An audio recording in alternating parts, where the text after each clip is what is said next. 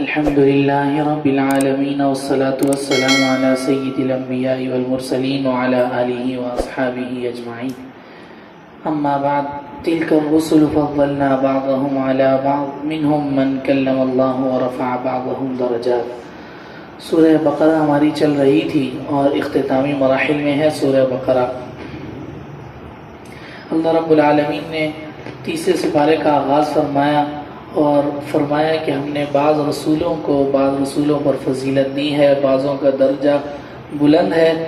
آپ اس کو فارسی میں ایک مقولہ ہے، اس میں آپ اس کو یوں کہہ لیں: ہر گلے را رنگ و وہ دیگر است. ہر ایک کی اپنی فضیلت ہے، کسی کو کسی سے چھوٹا دکھلانا یہ درست اور ناجائز ہے. اس کے بعد اللہ رب العالمین نے یا ایھا الذین آمنوا انفقوا مما رزقناکم من قبل، مسلمانوں کو اللہ کے راستے میں خرچ کرنے کی ترغیب دی ہے کہ قیامت کے دن آنے سے پہلے جتنا کچھ خرچ کر سکتے ہو کر لو اور اس دن کے لیے اللہ رب العالمین کے پاس جمع کروا لو. اس کے بعد اللہ رب العالمین قیامت کے دن اس کا موقع نہیں ہوگا. اللہ لا الہ الا هو الحی القیوم، آیت الکرسی کا اللہ رب العالمین نے اسی سپارے میں شروع میں آیت الکرسی بھی ہے. اللہ رب العالمین کی اس کے اندر بے شمار صفات ہیں اور آیت الکرسی کے بہت سارے فضائل ہیں، جیسا کہ آپ لوگ جانتے ہیں. یہاں اس کے ذکر کی ضرورت نہیں ہے. اس کے بعد آگے اللہ رب العالمین نے ابراہیم علیہ السلام کا واقعہ ذکر فرمایا ہے. نمرود کے ساتھ جو واقعہ ہوا وہ ذکر فرمایا. اس نے کہا میں تو زندوں کو مردہ کر دیتا ہوں. ابراہیم علیہ السلام نے کہا کہ اچھا، میرا خدا بھی زندوں کو مردہ کر دیتا ہے. اس نے کہا میں بھی کر لیتا ہوں. ایک بندہ تھا جیل میں، اس کی سزائے موت کا فیصلہ ہو چکا تھا، اس کو بلا کے رہا کر دیا اور ایک آزاد بندے کو بلا کے قتل کر دیا. بولا دیکھو، زندہ کو میں نے مار دیا اور مردہ کو میں نے زندہ کر دیا. ابراہیم علیہ السلام نے کہا اچھا یہ بات ہے، تو میرا رب تو سورج مشرق سے نکالتا ہے اور مغرب میں اس کو غروب کرتا ہے، تم اس طرح کر سکتے ہو تو ٹھیک ہے لے کر آ جاؤ. تو اللہ رب العالمین نے ارشاد فرمایا فَبُهِتَ الَّذِي كَفَرَ، مبہوت ہو کر رہ گیا، خاموش ہو کر رہ گیا. اس کے بعد آگے دوبارہ اللہ رب العالمین نے ابراہیم علیہ السلام کا ذکر فرمایا کہ ابراہیم علیہ السلام نے فرمایا اے اللہ ارینی کیف تحیی الموتى، آپ مردوں کو کیسے زندہ کرتے ہیں مجھے دکھا دیجیے. یہاں پر ابراہیم علیہ السلام نے اللہ رب العالمین سے یہ سوال کیا تو اس سے بعض انبیاء علیہ السلام کی شان میں گستاخی کرنے والے اور انبیاء علیہ السلام سے نفرت رکھنے والے کہتے ہیں کہ ایک گناہ شرک اللہ رب العالمین کے پیغمبر ابراہیم علیہ السلام سے بھی سرزد ہوا کہ انہوں نے اللہ رب العالمین کے زندہ کرنے پہ یقین نہیں رکھا اور اللہ رب العالمین سے سوال کر لیا کہ اللہ ارینی کیف تحیی الموتى. اللہ رب العالمین نے اس کے بعد آگے پورا طریقہ ذکر فرمایا. تو ان لوگوں سے عرض ہے کہ آگے اللہ رب العالمین نے یہ بات خود ہی بیان فرمائی ہے، آپ اس کو شرک نہ کہیں ابراہیم علیہ السلام کا. اللہ رب العالمین نے پوچھا خود اولم تؤمن قال بلا ولکن لیطمئن قلبی، نہیں یا اللہ میں ایمان لاتا ہوں، ایمان رکھتا ہوں، لیکن میں اپنے دل کا اطمینان چاہتا ہوں، حق الیقین حاصل کرنا چاہتا ہوں. اس کے بعد اللہ رب العالمین نے اللہ کے راستے میں خرچ کرنے والوں کی مثال اللہ رب العالمین نے ذکر کی. پھر اس کے بعد اللہ رب العالمین نے ہدایات کی کہ دیکھو غریب آدمی پر خرچ کر کے احسان نہ جتلاؤ، اللہ رب العالمین تمہارا اجر ضائع کر دیں گے. پھر اس کے بعد انفقوا من طیبات ما کسبتم، کہ جو تم لوگ اللہ کے راستے میں خرچ کرو اچھا مال خرچ کرو، اس میں کمتر مال خرچ نہ کرو. ایسا نہ ہو کہ تم اپنے لیے اچھا مال رکھو اور اللہ رب العالمین کے راستے میں بالکل بیکار قسم کا مال دو. پھر اس کے بعد للفقراء الذین احصروا فی سبیل اللہ، جو لوگ فقیر ہیں، علم حاصل کرنے کے لیے نکلے ہوئے ہیں، ان پر اللہ رب العالمین نے خرچ کرنے کا حکم فرمایا ہے. اور پھر اس کے بعد آخر میں الذین یأکلون الربا لا یقومون الا کما یقوم الذی یتخبطہ الشیطان من المس، سود کا بیان شروع فرمایا کہ اس وقت کفار نے کہا کہ انما البیع مثل الربا، کہ سود تو اس کی طرح ہے، کاروبار کی طرح ہے، جیسے کاروبار میں پیسہ بڑھتا ہے ایسے ہی سود میں ہی بڑھتا ہے، اس میں کیا ہے؟ تو اللہ رب العالمین نے ارشاد فرمایا وَأَحَلَّ اللَّهُ الْبَيْعَ وَحَرَّمَ الرِّبَا، دیکھنے میں دونوں ایک طریقے سے ہیں، لیکن اللہ رب العالمین نے ایک کو حلال رکھا ہے، ایک کو حرام رکھا ہے۔ اس کی وجہ آپ لوگ جانتے ہیں، زیادہ تفصیل میں جانے کی ضرورت نہیں، البتہ اتنی بات جان لینا ضروری ہے کہ سود کو حلال سمجھنے والا، حلال قرار دینے والا شخص دائرہ اسلام سے خارج اور کافر ہے، اور جو شخص سود کھائے اور سودی کاروبار یا سودی چیزوں کا ارتکاب کرے تو آگے اللہ رب العالمین کا اعلان جنگ ہے اس شخص کے ساتھ، کہ جو شخص سودی کاروبار کرتا ہے اللہ رب العالمین کا اس کی طرف اعلان جنگ ہے۔ اس کے علاوہ پھر بہت سارے پہلے زمانے میں سود، اس کی حرمت آنے سے پہلے اللہ رب العالمین نے پیچھے والے تمام کو معاف کر دیا کہ پیچھے جو کر لیا وہ ٹھیک ہے، ختم ہو گیا، لیکن اب جو چل رہا ہے، یعنی جو اصل تمہارا پیسہ ہے وہ واپس لے لو، جو اوپر کا پیسہ ہے وہ واپس نہ لو۔ اس کے بعد یا ایھا الذین آمنوا اذا تداینتم، معاملات کیسے کرنے چاہیے جب بھی آپ کسی سے کوئی معاملہ کریں، کوئی سودی معاملہ کریں، کوئی قرض لیں، کوئی آپ آپس میں کاروباری معاملہ کریں مستقبل میں کسی بھی کام کے لیے، تو اللہ رب العالمین کی طرف سے ہدایات ہیں کہ اس کو لکھ لیا جائے، گواہ بنا لیے جائیں۔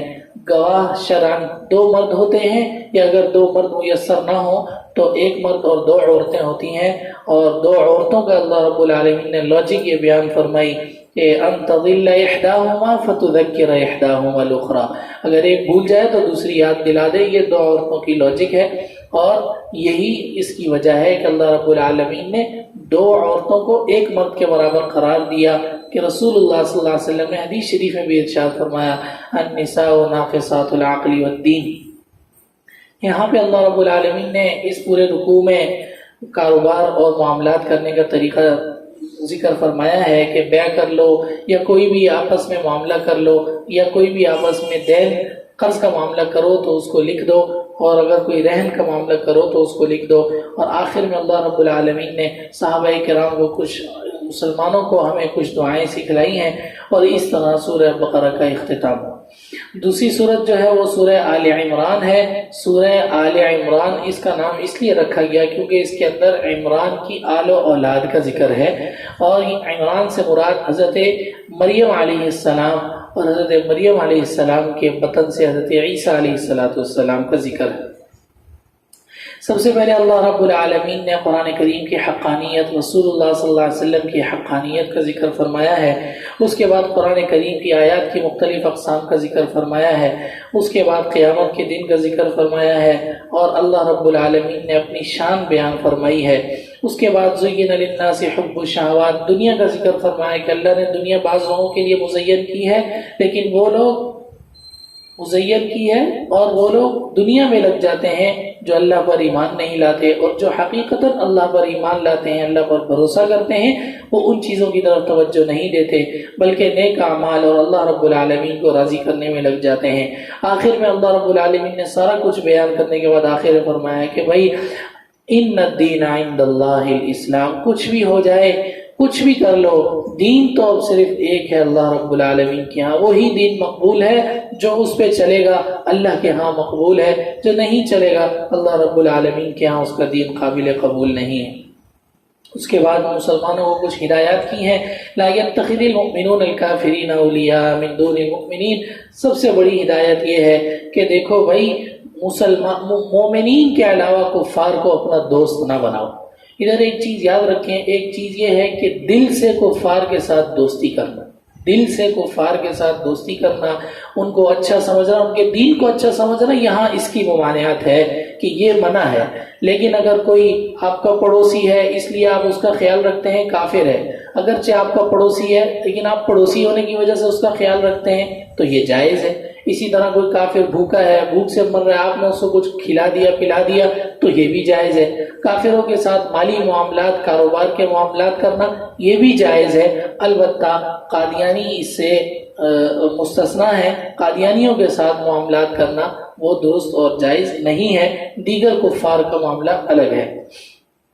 اس کے بعد اللہ رب العالمین نے ارشاد فرمایا قل ان کنتم تحبون اللہ فاتبعونی یحببکم اللہ ویغفر لکم ذنوبکم۔ اللہ رب العالمین کی محبت چاہتے ہو نا، رسول کی اطاعت کر لو۔ یہ اللہ رب العالمین کی محبت کا سب سے بڑا طریقہ اور سب سے سہل اور آسان طریقہ ہے۔ اللہ کی محبت چاہتے ہو اللہ تم سے محبت کرے، تم رسول کی اطاعت کر لو۔ رسول کی اطاعت کرو گے، اللہ رب العالمین خود بخود تم سے محبت کریں گے۔ اس کے بعد آگے اللہ رب العالمین نے اپنے چند مخصوص برگزیدہ بندوں کا ذکر فرمایا کہ ہم نے آدم علیہ السلام کو چنا، وہ ہمارے برگزیدہ بندوں میں سے تھے۔ نوح علیہ السلام کو چنا، ابراہیم اور ابراہیم کے آل اولاد، وآل عمران علی العالمین، عمران اور اس کی اولاد۔ اب یہاں پر ایک مفسرین کا اختلاف ہے، دو آراء ہیں کہ یہاں عمران سے کون سے عمران مراد ہیں۔ آیا وہ عمران مراد ہیں جو حضرت موسیٰ علیہ السلام کے والد تھے، یا وہ عمران مراد ہیں جو حضرت مریم علیہ السلام کے والد تھے؟ تو اس کے اندر قول فیصل یہ ہے کہ پہلا جو عمران ہے وہ آل عمران علی العالمین، اس میں موسیٰ علیہ السلام کے والد مراد ہیں، اور اس کے بعد جو ہے قالت امرأۃ عمران ربی، یہاں پہ حضرت مریم علیہ السلام کے والد حضرت عمران مراد ہے۔ اس کے بعد حضرت مریم علیہ السلام کا ان کی پیدائش کا ذکر کیا، پھر ان کی پرورش کا ذکر کیا۔ حضرت زکریا علیہ السلام کے بیٹے یحییٰ علیہ السلام کی اولاد کا ذکر کیا، ان کو اللہ نے بیٹا کیسے دیا اس کا تذکرہ کیا کہ بڑھاپے کی حالت میں بھی اللہ رب العالمین سے نا امید نہ ہوئے۔ یہ نبی کی سب سے بڑی خصوصیت ہے کہ نبی کبھی بھی اللہ رب العالمین سے نا امید نہیں ہوتا۔ اس کے بعد مریم علیہ السلام کے بطن سے حضرت عیسیٰ علیہ السلام کی پیدائش کا مکمل واقعہ ذکر کیا، آپ سب حضرات جانتے ہیں، تفصیل کی ضرورت نہیں ہے۔ پھر اس کے بعد حضرت عیسیٰ علیہ السلام جب بڑے ہو گئے، جوان ہو گئے، تو ان کے کچھ خارق عادات اللہ رب العالمین نے جو امور ان کے ہاتھ پہ ظاہر کیے تھے ان کا کچھ ذکر کیا، اور پھر اس کے بعد آخر میں اللہ رب العالمین نے ارشاد فرمایا قال اللہ یا عیسیٰ انی متوفیک ورافعک۔ جب موسیٰ علیہ السلام کے اپنے حواری، اپنے ہی لوگ موسیٰ علیہ السلام کو قتل کرنے کے در پہ ہو گئے، تو اللہ نے فرمایا یا عیسیٰ انی متوفیک ورافعک، یا عیسیٰ ہم تمہیں آسمان پر پورے طریقے سے اٹھا لینے والے ہیں۔ انی متوفیک، یہاں یہ جو لفظ اللہ رب العالمین نے ذکر فرمایا متوفیک، جو لوگ حضرت عیسیٰ علیہ السلام کی حیات کے قائل نہیں ہیں، وہ کہتے ہیں کہ حضرت عیسیٰ علیہ السلام دنیا سے فوت ہو کر گئے ہیں، تو وہ اس سے استدلال کرتے ہیں کہ توفا یتوفا، توفی کا معنی ہوتا ہے مر جانا۔ تو ہم ان سے یہ کہتے ہیں کہ اصل مسئلہ یہ نہیں ہے، بلکہ آپ نے متوفیقہ کا ترجمہ غلط کیا ہے۔ متوفیقہ کا معنی ہوتا ہے پورا کسی چیز کو لے لینا، اور یہی اللہ رب العالمین نے عیسیٰ علیہ السلام سے ارشاد فرمایا کہ عیسیٰ ہم آپ کو پورا آسمان پہ اٹھا لیں گے، ان لوگوں سے بچا لیں گے۔ اور اللہ رب العالمین نے اس طرح حضرت عیسیٰ علیہ السلام کو آسمان پر اٹھا لیا۔ فمن حاجک فیہ من بعد ما جاء، آپ علیہ السلام کے پاس نجران کے عیسائیوں کا ایک وفد آیا تھا جو تقریباً 14 سے 15 بندوں پر مشتمل، اور سارے کے سارے اس کے اندر عیسائیوں کے علماء موجود تھے۔ وہ آپ صلی اللہ علیہ وسلم سے بار بار مذاکرہ کرنے لگے، بحث و مباحثہ کرنے لگے، آپ صلی اللہ علیہ وسلم سمجھاتے رہے لیکن وہ نہ مانے۔ آخر اللہ رب العالمین کا حکم آیا رسول اللہ صلی اللہ علیہ وسلم کو کہ اگر یہ لوگ نہیں مان رہے تو آپ ان کو مباہلے کے لیے بلا لیں، کہ آ جاؤ مباہلہ کر لو، تم اپنے گھر والوں کو لے آؤ، میں اپنے گھر والوں کو لے آتا ہوں، ہم بیٹھ کر ایک دوسرے کے لیے بد دعا کرتے ہیں، جو سچا ہوگا اللہ رب العالمین اس کی دعا قبول فرما لیں گے۔ چنانچہ نجران کے جو عیسائی تھے وہ چونکہ سارے عالم تھے، اس لیے وہ سمجھ گئے اور وہ جانتے تھے کہ یہ سچے نبی ہیں، تو انہوں نے توبہ کی، واپس چلے گئے۔ مسلمان تو نہیں ہوئے لیکن مباہلے سے رک گئے اور واپس چلے گئے، کہنے لگے کہ یہ سچا نبی ہے، اگر ہم اس کے خلاف مباہلے کے لیے نکل آئے تو ہم اور ہماری نسلیں تباہ ہو جائیں گی، اس لیے واپس چلے جاؤ۔ تو یوں وہ لوگ نجران کے وفد، نجران کے عیسائی واپس چلے گئے۔ ایک چیز یہاں سمجھ لیجئے کہ مباہلہ کیا چیز ہے۔ مباہلہ ہوتا ہے کہ دو فریق یا دو بندے اپنے آپ کو کسی بات میں حق پر سمجھتے ہوں، اور دونوں اپنے آپ کو حق پر سمجھتے ہوں لیکن کوئی فیصلہ نہ ہو رہا ہو، تو اس کا طریقہ یہ ہوتا ہے کہ دونوں فریق یا دونوں بندے اپنے اپنے گھر والوں کو لے کر کسی بھی چٹیل میدان میں جا کر اللہ کے حضور دعا کر کے دوسرے کے خلاف بد دعا کریں، تو جو سچا ہوتا ہے اس کی دعا قبول ہو جائے گی اور دوسرے کی دعا قبول نہیں ہوگی، تو اس طرح فیصلہ ہو جائے گا کہ کون سچا ہے اور کون جھوٹا ہے۔ پھر آخر میں اللہ رب العالمین نے دعوت دی کہ دیکھو ایک دین پر آ جاؤ، ہمارا خدا ایک ہے، ہم ایک اسی کی عبادت کرتے ہیں۔ تم ابراہیم علیہ السلام کی بات کرتے ہو تو ابراہیم علیہ السلام تو نہ یہودی تھے نہ نصرانی تھے، وہ تو ایک سیدھے دین پر چلتے تھے، ایک خدا کی عبادت کرتے تھے۔ تم لوگ تو اپنے آپ کو فریقوں میں تقسیم کر دیا، کہیں یہودی ہیں کہیں نصرانی ہے، ساری باتیں اپنی جگہ، لیکن خدا سب کا ایک ہے۔ اس لیے تم اللہ رب العالمین کی طرف آؤ، چھوڑو ان سب چیزوں کو۔ اس کے بعد آگے یہودیوں کی کچھ شناعتوں کا ذکر فرمایا، وقالت طائفۃ من اہل الکتاب آمنوا بالذی انزل علی الذین آمنوا وجہ النہار، کہ یہ کہتے ہیں کہ بعض آیتوں کو مان لو بعضوں کو چھوڑ دو، ہو سکتا ہے تمہیں جو ہے اس میں چھوٹ مل جائے۔ تو اللہ رب العالمین نے ان کی بہت ساری یہودیوں کی بہت ساری شناعتوں کا پیچھے بھی سورہ بقرہ کے شروع میں بھی ذکر ہوا تھا اور یہاں بھی ذکر ہوا ہے۔ تو یہ ایک شاطر اور ہوشیار قوم ہے۔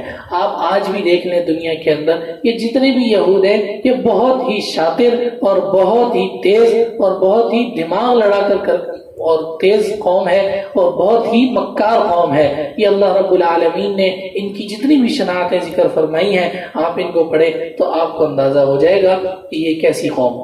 اس کے بعد آخر میں اللہ رب العالمین نے قل آمنا باللہ وما انزل علینا وما انزل علی ابراہیم، کہ بھئی ابراہیم علیہ السلام، یعقوب علیہ السلام، یہ سارے تو اللہ رب العالمین پر ایمان لائے تھے، تم بھی اللہ رب العالمین پر ایمان لے آؤ۔ نہیں لاؤ گے تو جو لوگ ایمان نہیں لائیں گے ان کا نتیجہ، ان کی عاقبت اچھی نہیں ہوگی۔ اور آخر میں جو لوگ ایمان نہیں لائے کفر پر مر گئے، اللہ رب العالمین نے فرمایا قیامت کے دن اگر پوری دنیا کے برابر وہ سونا بھی فدیے میں دینا چاہیں گے کہ یہ سونا لے لے ہمیں معاف کر دیں، تو ان کو معاف نہیں کیا جائے گا۔